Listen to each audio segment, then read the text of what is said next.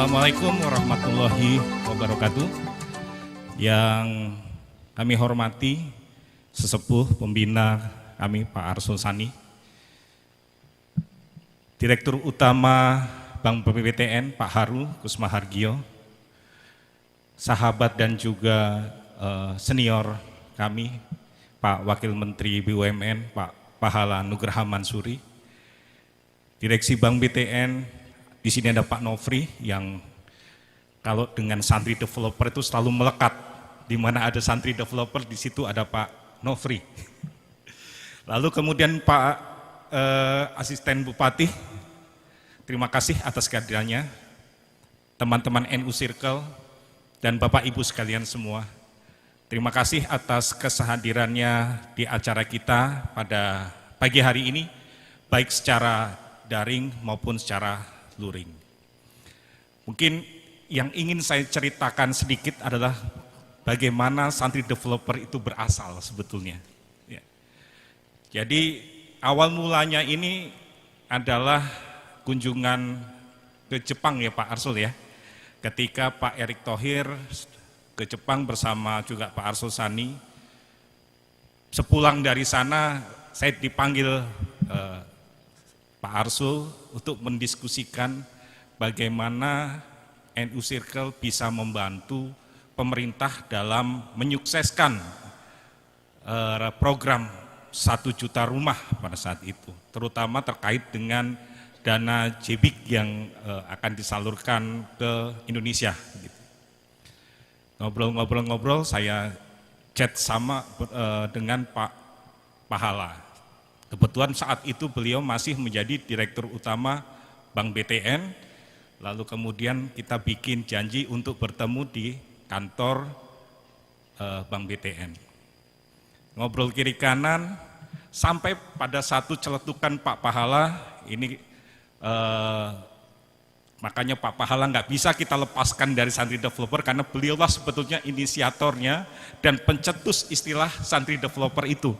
Karena Pak Pahala menyampaikan bagaimana kalau kita jangan hanya mencari pengusaha yang sudah ada, tetapi kita bangun dan kembangkan dari apa yang bisa kita lakukan.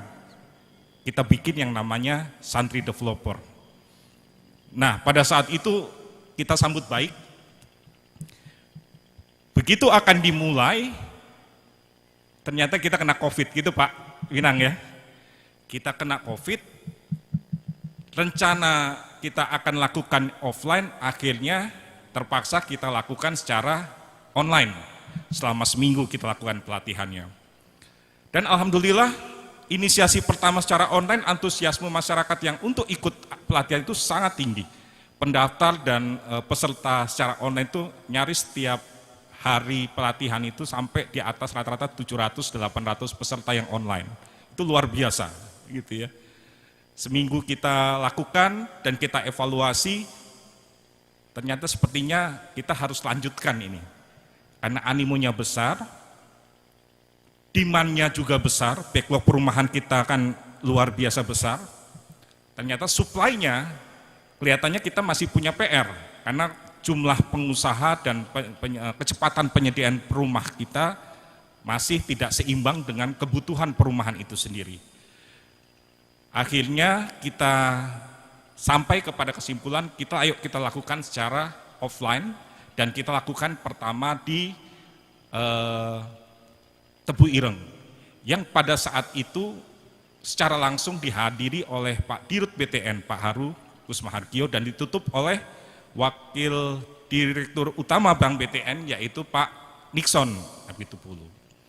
Nah, cerita tentang Pak Nixon pun ada lagi. Karena bukan embel-embel ya, yang terakhir kalau program kita lengkapnya namanya Santri Developer Kebangsaan. Kebangsaan ini adalah usulan dari Pak Nixon. Dengan apa? Yaitu bagaimana misinya tidak hanya sekedar menghasilkan pengusaha, tetapi juga merawat kebinekaan kita, kira-kira begitu.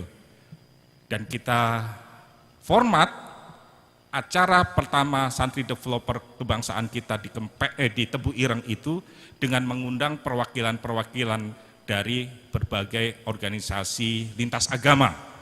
Ada Permabudi di situ, dari Buddha, ada Prada dari Hindu, lalu pemuda Katolik kita undang, gerakan mahasiswa Kristen juga kita undang, dan alhamdulillah seminggu berbaur di pesantren. Kira-kira gimana Pak Wildan?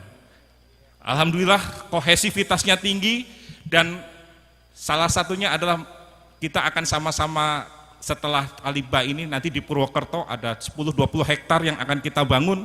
Itu sudah kita bicara klaster-klaster kebangsaan.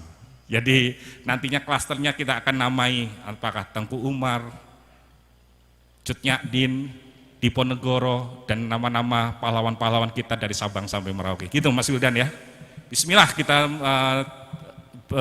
berniat akan wujudkan rencana kita satu persatu. Jadi insya Allah itu adalah sumbangan NU Circle untuk Indonesia. Kita ingin berbuat lebih banyak lagi. Yang pasti kalau warga Nahdien itu mengamalkan sila Pancasila itu sangat kafah.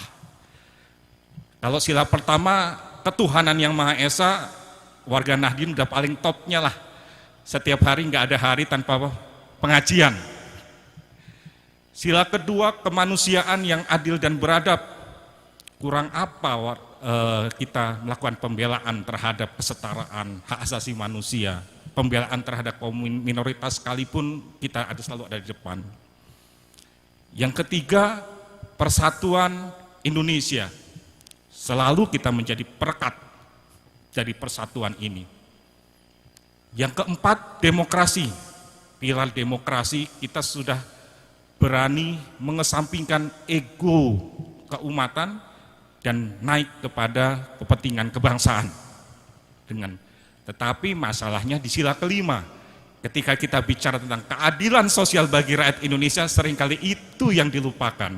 Sehingga seringkali keadilan ini yang seringkali warga Nahdien tidak terasa, tidak ikut menikmati. Oleh karena itu kami sangat mengapresiasi kerja-kerja bersama dengan Bank BTN ini.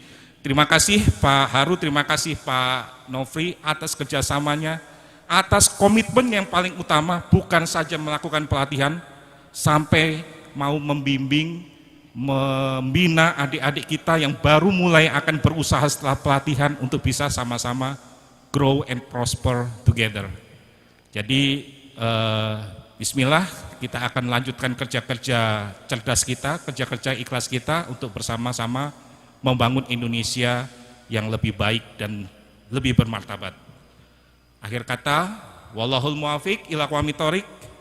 Assalamualaikum warahmatullahi wabarakatuh.